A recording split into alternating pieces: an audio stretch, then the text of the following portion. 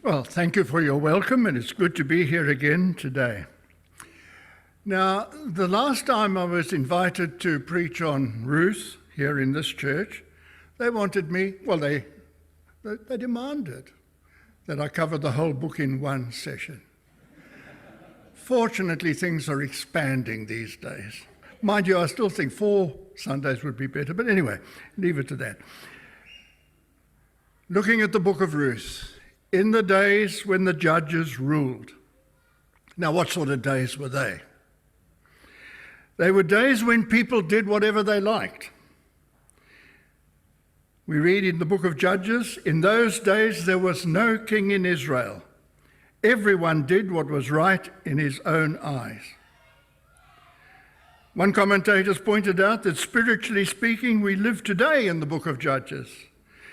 There's no king in Israel, and there will not be until Jesus returns.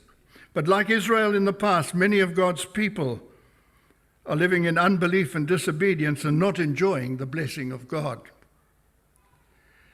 They were days of weak faith, irresponsible conduct.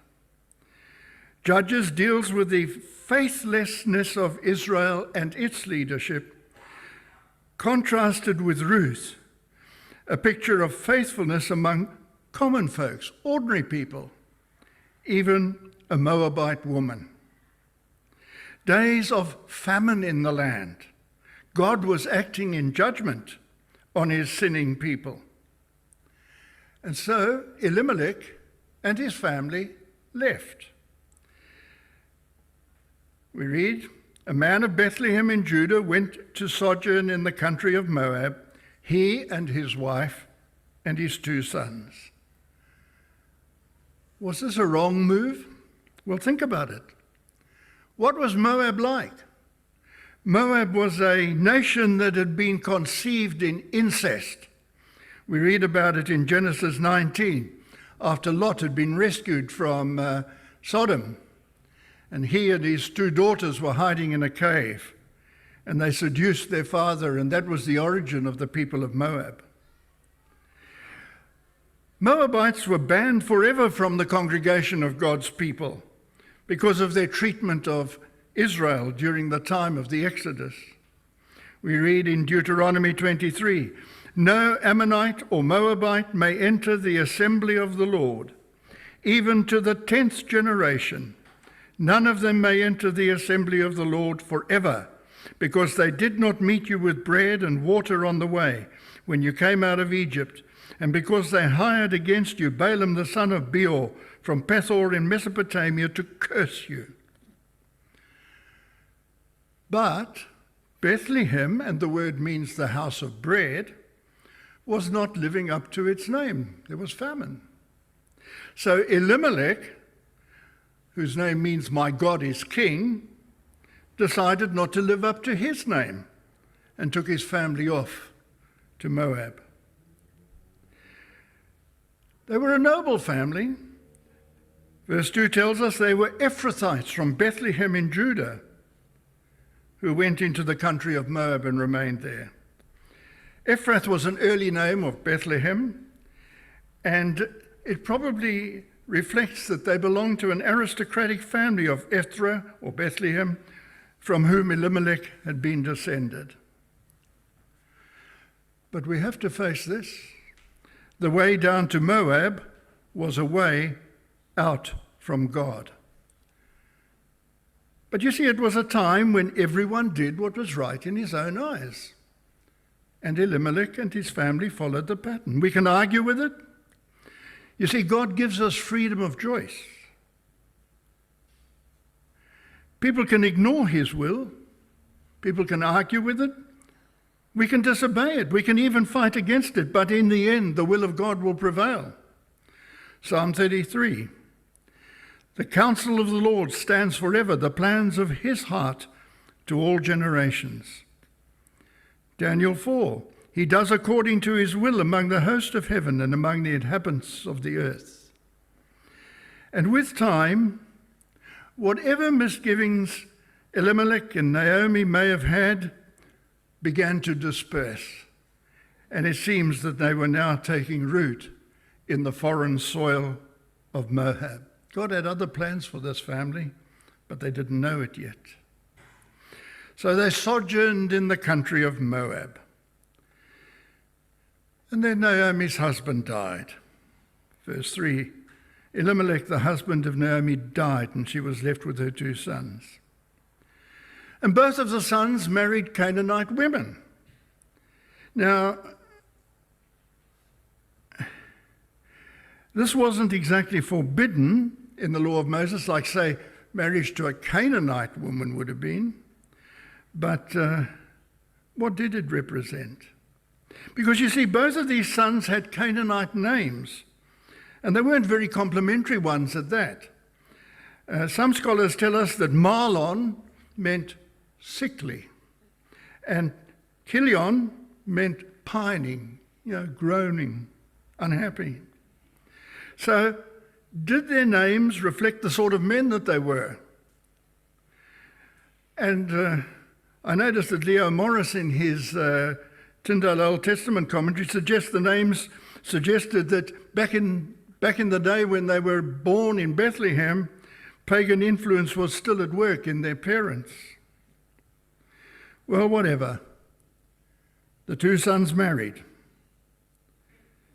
Had they forgotten the story of Baal Peor in Numbers 25, where Moabite women seduced Israelite men and drew them to worshipping a pagan god? But we know what happened. It tells us in verses 4 and 5, they lived there about 10 years, and both Mahlon and Kilion died, so that the woman was left without her 2 sons and her husband. So Elimelech dies first, then Mahlon and Kilion. They lived up to their names and they died. And it looks like they were too sickly or too miserable or whatever even to have produced an heir before they died. And we need to understand what this meant for these 3 women. Naomi and Orpah and Ruth. And I'm quoting here from a commentary. The hazards of widowhood in antiquity were great. In most rural areas, women would have had little opportunity to pursue independent careers, and therefore overwhelmingly depended upon their husbands for sustenance. And upon her husband's death, a widow normally relied on her sons for support. But all of those men were gone. And here were the 3 widows left. Again, quoting from a commentary, if the marriages in the narrative followed typical ancient Near Eastern tradition, Naomi probably married in her mid-teens and had likely borne her 2 sons by the age of 20.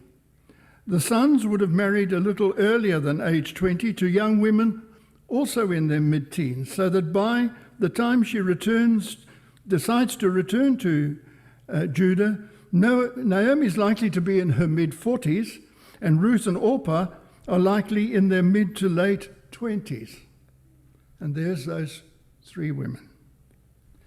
And so a chastened Naomi decides to set out and go back to Jerusalem, to Bethlehem, verse 6.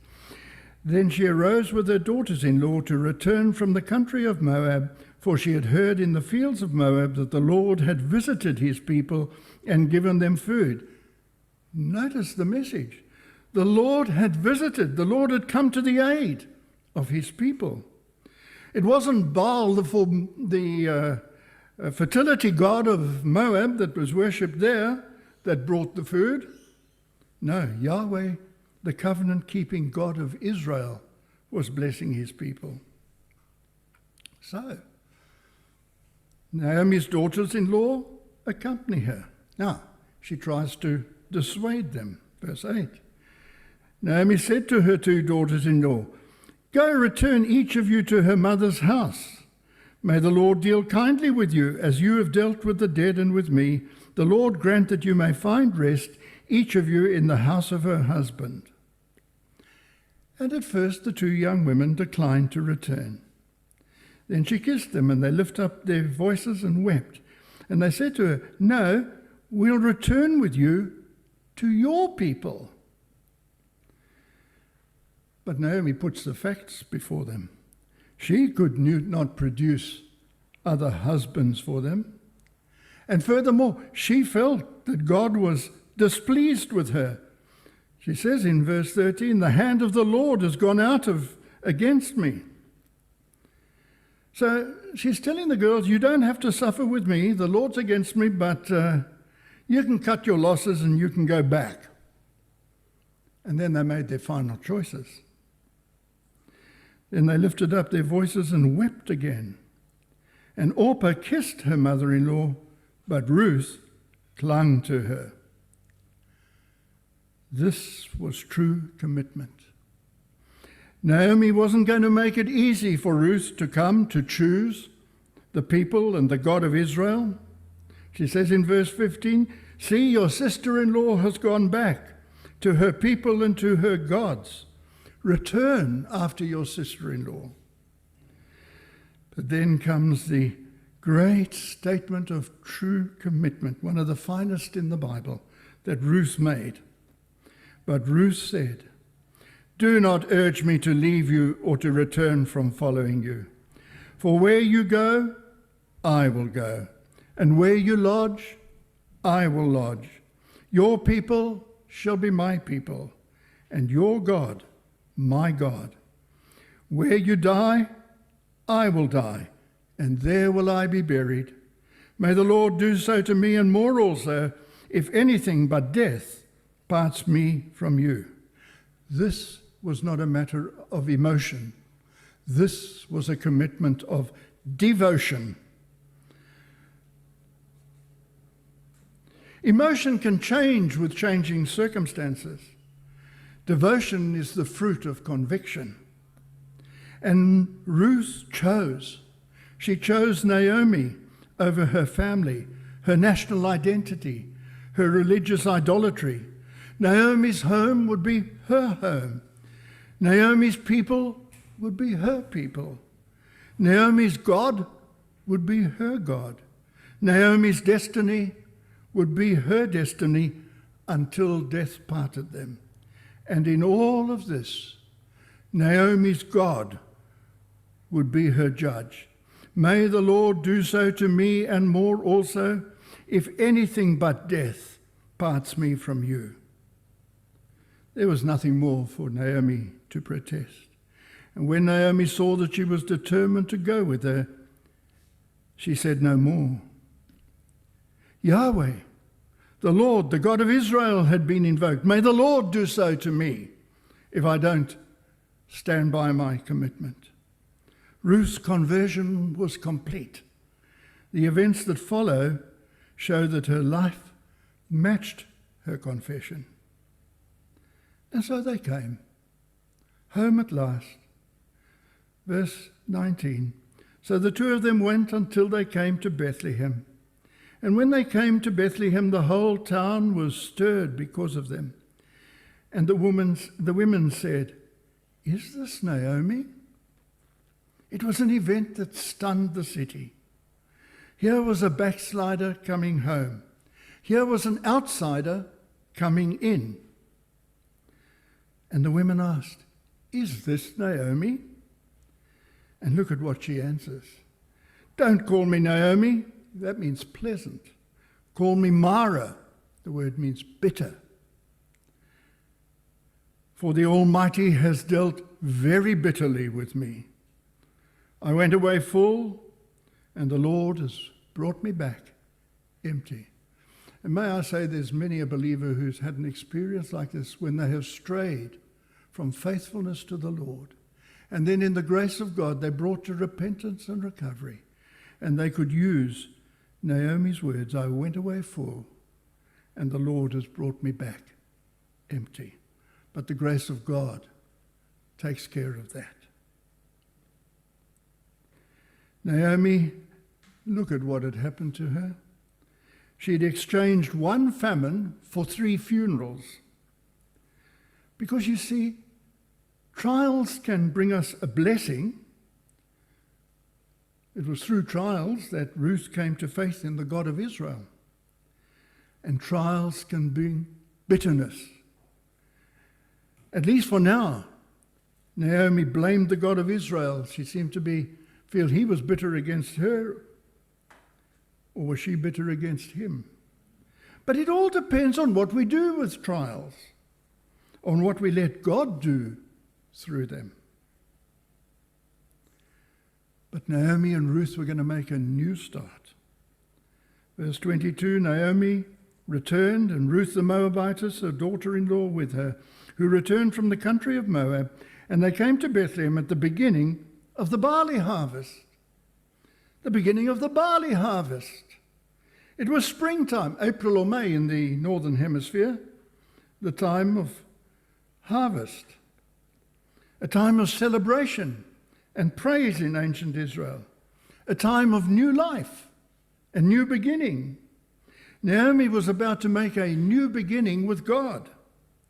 With God, it's never too late to start over again. As the prophet Joel would later teach, God's promise to the repentant, I will restore to you the years that the swarming locusts have eaten. And so they came back to Bethlehem. And that sets the stage for the rest of what's going to happen in this book. And not to anticipate too much, the wonder of it is that this duo of women who returned, their lives are woven into the wonder of God's plans for the sending of his Son. But you'll see that later on in the book of Ruth.